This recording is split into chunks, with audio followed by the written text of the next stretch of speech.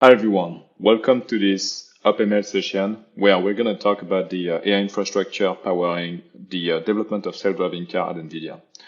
First, as an introductory slide, I would love to show how complex the problem of self-driving cars is and why this is one of the most difficult machine learning problems in the industry. So on one side, more functionality means we have to detect tens, hundreds, thousands of different types of vehicles, pedestrians, lanes.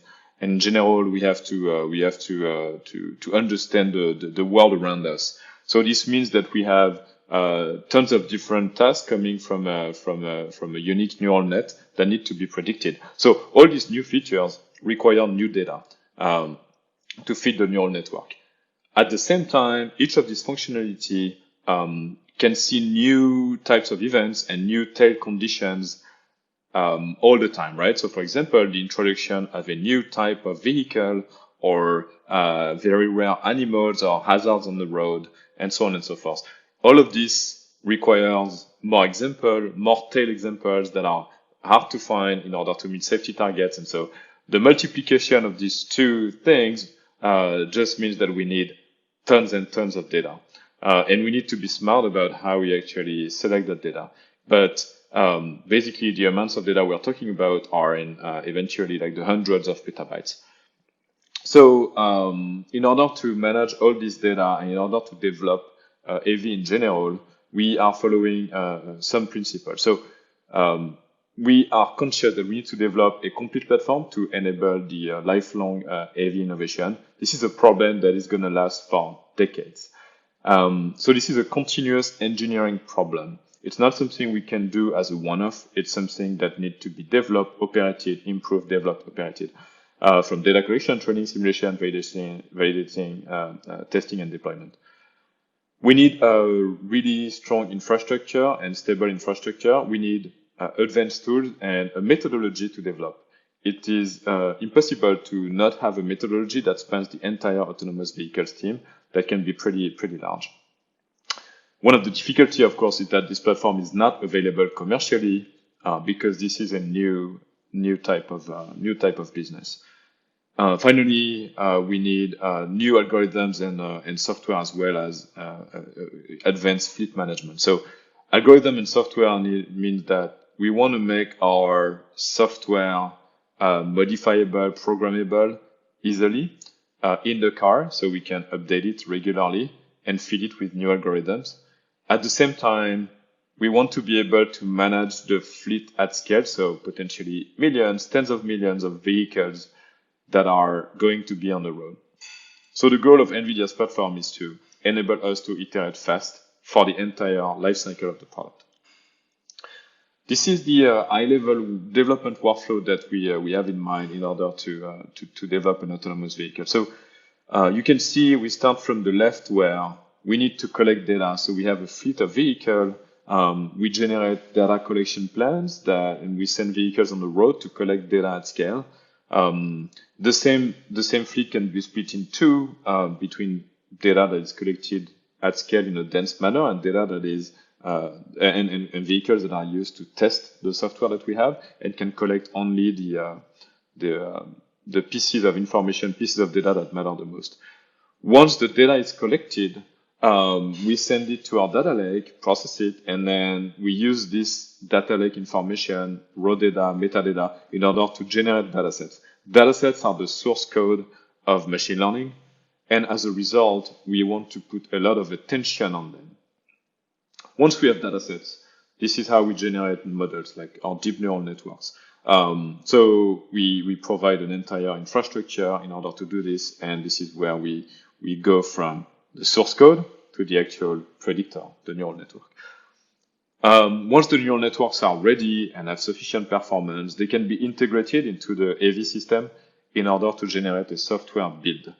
The two work together, of course. So we have neural networks feeding into further processing modules, and then the entire perception stack feeding into the the planning and control stack.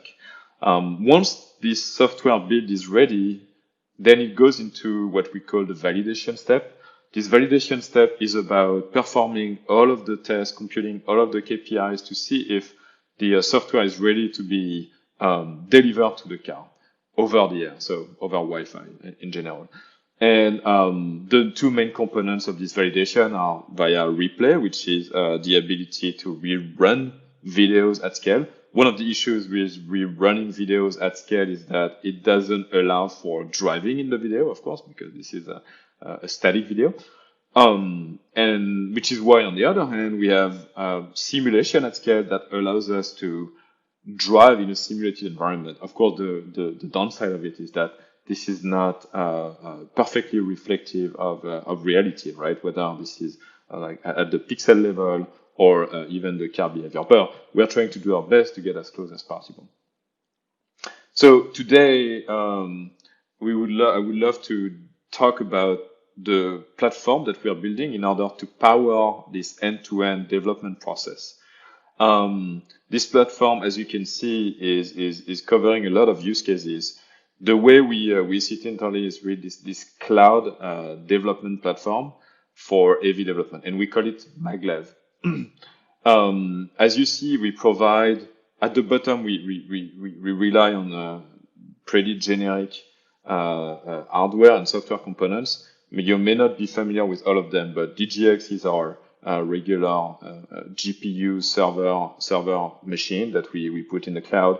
Constellation is our AV specialized hardware that is a mix of ability to simulate quickly and also an actual embedded chip ECU that it can run in the cloud.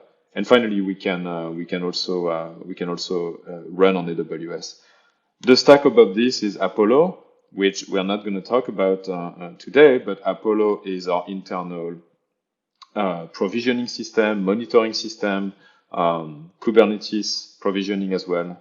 And our platform sits on top of all of this. So across the board, we use a unified workflows and data platform, which we're not going to discuss today. And then for each of the specialized blocks, we build specialized tools. So for data collection, for example, we are building an ingestion platform and a campaign management platform. For dataset generation, we are looking at active and targeted learning. I'm going to talk more about that. We're building a dataset platform, a labeling platform. For the model generation, we have a framework, a deep learning framework. We have a way to track experiment. For the development of AV software, we provide debugging tools. So AI debugging tools, we provide the way to have a workstation in the cloud. And then for validation, we provide simulation and replay at scale. Focusing specifically on the process of generating datasets, here is the overall view of what we are doing at NVIDIA. So on the left, you see the data lake with all of the interesting data already indexed and available for us. This is a very complex to actually make this data available in a clean way and so on and so forth, just due to the sheer size of the sheer variety of what can happen in the car. But let's assume that this data is available in a clean fashion for downstream consumption. On the right, you see we have various types of data sets. For those who are familiar with machine learning concepts, there is no surprise here. We have training data sets, validation data sets, test data sets. Training data sets are used to improve the models as much as possible. The validation data sets are used in a tight feedback loop with the model development, like during training, either on a regular schedule during the actual training or at the end of the training. And it's assumed that it's okay to kind of overfit on this data set a little bit. And then the test data set, which is used for actual safety measurements or product measurements. And this test data set needs to be isolated from the development feedback loop. In our cases, it is actually owned by a different team in order to make sure that there is a wall between the training validation for AV development and then the actual test of the safety metrics. This way, we can ensure that we do not overfit over this test data set. Then, in order to go from the left to the right, we look at this like developing source code. The source code is the data set, and we have like raw data available in a way. If we ignore the bottom part where we are generating mapped, which is a very interesting problem, but we're not going to go into this, we can jump directly to curation. The act of curation is going from tens of petabytes in the data lake to a smaller collection of data that we want to add to a data set of interest. Of course, we have a lot of data sets, and there's a lot of data set data in the lake, so we need good ways to select this data. So we use manual tooling on one hand, but also automated tooling on the other hand. So you can see we make use of active learning and targeted learning. Well, we're going to go into more details on this, which are automated methods. And we also use manual methods. There is also an arrow that goes from curation to data needs, which illustrates the fact that if we do not find the data of interest, we want to have a way to request data from the data collection campaign. Once curation is achieved and we've selected collection of assets that are of interest, we often want to label those collection of assets as part of our dataset. So we provide an entire labeling platform, both the backend and the frontend, that power this labeling of the data. Once the data is labeled, then that means we have labels in our data lake. We have raw data in our data lake. However, that doesn't mean that this data is already right off the bat consumable for machine learning purposes. So we provide tooling around exporting those data sets, and then also ways to prepare the data in a way that makes sense for further consumptions. You see there's also an arrow that goes from data prep to mislabeled data to labeling. What happens sometimes is that the data is not perfectly labeled. We can have some issues. And of course, we want to make sure that we can quickly relabel mislabeled data points. So this is the overall view. Now I'm going to go into the details of each of those and show examples. So we talked about curation. This is critical for us to be able to quickly swift through tens of petabytes of data with high accuracy and filtering that metadata of interest. So here is an example of a query we do via our user interface. You see on the right, I selected dark illumination, meaning night conditions typically, rain visibility, meaning it's supposed to be rainy, and a VRU, which is vulnerable road users, typically bicycles or pedestrians, on the road. So I click those three filters, and what should happen is all the results I'm getting should contain segments with frames that have this metadata activated. Okay, this metadata comes mostly from what we call segment labeling, which is something that happens on all the data we ingest. That data is looked at by our labeler team, and they look at segments of videos and say, yes, it is dark, no, it is not dark, there is rain, there is a VRU on the road, and so on and so forth. But you see the power of it, because now I am able at the frame level to select segments of videos, 78 frames per segment in that case, and I can say, yes, there is a bicycle that is hard to detect at night in the rain. And you can see that I have to zoom in to really make sure that it's actually the case. And then once this is done, you see at the bottom that I can add it to my collection. So the collection concept is saying, I want to, for example, create a collection of VRUs at night. And so using the selection tool, I can say I want to add this specific segment, this specific segment, this specific segment to my collection. This allows for things like having a specialized campaign of I want to fix performance, object detection or pedestrian detection performance at night in a principled manner. So once those collections are available, they can be then sent for labeling. Another way to select data that is not manual is active learning. So we published a blog post a few months ago about our active learning experiments, and we actually used the same use cases of VRUs at night. So bicycles, pedestrians, motorcycles at night. And the way we do this is that we compute an uncertainty score from the neural network itself on the pixels of the image. We do that by training 8 different models in parallel with different random seeds. Once those models are trained, then we compute the score, the detection score for each pixel using each of those models. And we look at the disagreement between the models for each pixel. What it gives us is a heat map, as you can see on the right. And you can see that the disagreement is strongest for classes like bicycles and pedestrians at night. And we can see where the model looks the most confused. By doing that, we can score all of the frames virtually in our data lake, which is a lot, right, and requires a lot of compute. But once this is the case, then we can rank them by the highest uncertainty and select the frames that have the highest uncertainty. Then we can label those frames and we can add them to our data sets for retraining. We've noticed that the relative improvement using this methodology versus manual selection of frame, which is much better than random, is 3 to 5x higher. And at the same time, it is automated. So a lot of the gains to come from here. A second methodology, automated methodology that we use is called targeted learning. It can be better known as similarity search, but it's a little bit more. The way we approach it is that this is similar to active learning. The goal is to find images that are going to help us improve our models the most. However, in that case, you see at the top left that we have as an input a perception bug. A perception bug is something that our quality assessment team, our drivers, our perception team, or anyone on the AV development basically picked as an issue, right? So it could be pedestrians at night, but it could be much more specific than that.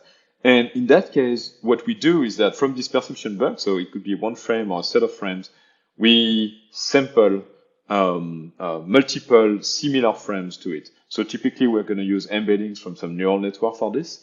But let's say we have one bug and we sample 500 frames. Then we would basically use this pool of frames to label, retrain the model, and then look at whether we fix the initial bug or not. This is a very powerful approach, and the great part about this is this can be automated, but also used in a manual fashion. Okay, once we've selected data using a mix of automation techniques and a mix of manual techniques, then we can go to labeling. We call it ground truth production. Ground truth is a concept that makes more sense for us than labels themselves. Labels can be automatically generated, whereas ground truth is this concept of this is what we consider to be the truth. This can be very tricky for us, and this is a complex problem that is sometimes undervalued. The reason for that is there are lots of different sensors, LiDARs, cameras, GPS, and so on and so forth. There are also a lot of different output signals that are required, static obstacles, dynamic obstacles, traffic lights, maps, and so on and so forth. And finally, for each of these various signals, we can output different versions of them, different transformations of them. For example, projecting back to the image, world coordinates, and so on. So doing all of this is difficult. What we do as part of our platform and our MagLev platform is to provide a ground truth platform that lets all of the developers build their own labeling tool, right? And we provide the backend platform that then let them send those requests to our team of labeling. This is an overview of the end-to-end labeling workflow, and you can see that this isn't easy, at least if we want to make it, do it at the production level. So I'm not going to go over all of them, but basically at a high level, it's about creating labeling guidelines that everybody agrees upon, and it can be pretty tricky to do this. This is really a design problem, and then making sure that those guidelines are implemented in the tools that we provide. Then we need to train our labelers and so on and so forth. Then we can request, and then you can see human labeling is just one box here. But after human labeling, we have a QA process where we can have a second pair of eyes looking at it. We can approve, reject label, and so on and so forth. And then we can have a further audit process and so on and so forth. Once all of this is done, then we can export the data and potentially remove unlabeled, invalid labels. So this is a lengthy process and took a while to set up this way and have the right software. Okay, so examples of labeling tools are segment labelers, like I mentioned earlier, which basically tags segments of videos, right, for pretty much anything. This is very fast, so the advantage is that we can apply this to the entire set of driving sessions that we record. 2D image labeling, typical bounding boxes for object detection. LiDAR labeling that typically works hand in hand with camera, and it requires some trick and sensor fusion. Object tracking, which is about making sure that we can track the same object across multiple frames over time. These are just examples, and we can do more than that, but these are important ones. One important point is that when we label frames, we typically do not do all of labeling in one pass for a specific request. We break it down into smaller pieces that are pluggable and composable. We found that this is a way to increase throughput and quality of our labels. But of course, it adds a constraint on the infrastructure to enable this composability. One important point for us is that we want to make sure that everything is traceable and versioned. So when we generate our labeling guidelines, we want to make sure that they're generating as code and that they're tied very closely to the tool that actually enables the labeling. And so as a result, we use this format of labeling guidelines where we specify what it is about, but it's also linked to the UI itself and it basically references the version of the UI. So as a result, we can perfectly trace how the labeling guidelines are formed, what UI is used, and then once the labels are generated from the UI itself, then we actually store the labels and link them back to the guidelines. So that means that at all times we can know which labels were done with which guidelines. Okay, once labeling is done, we have labels in the data lake, we have raw data in the data lake. Now we want to make sure we can export those data sets. Exporting data set means I want to make sure that I have the data set in the right format, with the right labels that correspond, and so on and so forth. So of course we provide low-level APIs for this, but we have a higher level function that we call AV export in our case that can perform some of these functions. So for example, I want to export ISP transcoded, so hardware ISP transcoded frames with some transformations. This can be tricky because it needs to follow the exact same ISP process that could be done in the car. I want to export frames with specific labels, or I want to export entire sessions. And we can do this very quickly from a command line that can be used as part of our workflows.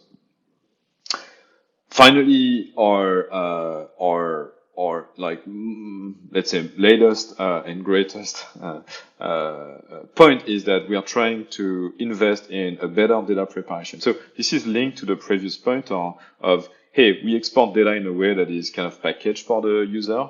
But one of the issues with that is it doesn't give the flexibility and access to lower level APIs to our developers. So we are trying to provide more APIs, more lower level APIs to our developers now, where they can actually use them however they want in their workflow. What it's gonna enable is a couple of things. One is iteration end to end. So AV developers are going to be able to say, hey, I want this and that, and then they're going to be able to modify the parameters of their data query and so on and so forth as part of the end-to-end pipeline that goes from this data query to training and computing the actual KPIs of their model training. A second advantage is that this would potentially replace a lot of the online data processing that we do as part of our data loading process. And this is interesting for two reasons. One is we can do much more complex offline data processing using offline processing. And the second one is we can also get rid of the slowdown incurred, of the bottleneck potentially incurred by doing online data processing and online data transformation, and really focused on feeding the neural networks as fast as we can through our very fast GPUs. Okay. Now, I basically discussed the dataset generation process and how NVIDIA approaches the dataset generation. We see dataset generation as the way to generate the source code of AV. But overall, this is the global process we want to enable for a production fleet of vehicles. We recently announced a partnership with Mercedes-Benz, and as part of this partnership, you can see all of the entire workflow NVIDIA is enabling. Dataset generation sits at the top in this drive data box as part of the software plus AI development. So it's a small part, but critical part of it. But if you look at this entire loop, it's actually much larger. I'm not going to go into many details, but basically what we want to make sure is that we have a loop that takes us from ingesting the right data. It can be done in many ways via shadow modes, uncertainty data, disengagements, and things like that. And then make sure it's processed the right way and as automated as possible. Then make sure it's validated the right way as well, such that we can automatically say, yes, this specific software build is valid to put in the car. Then send this software build to our fleet of test vehicles so that we can finally release it to the customer. So this is an example slide, and it's not the absolute truth, but I think it's it gives everyone a very good idea of what we're targeting. Thank you very much for attending this presentation today, and don't hesitate to send questions our way so we can answer them. Thank you so much.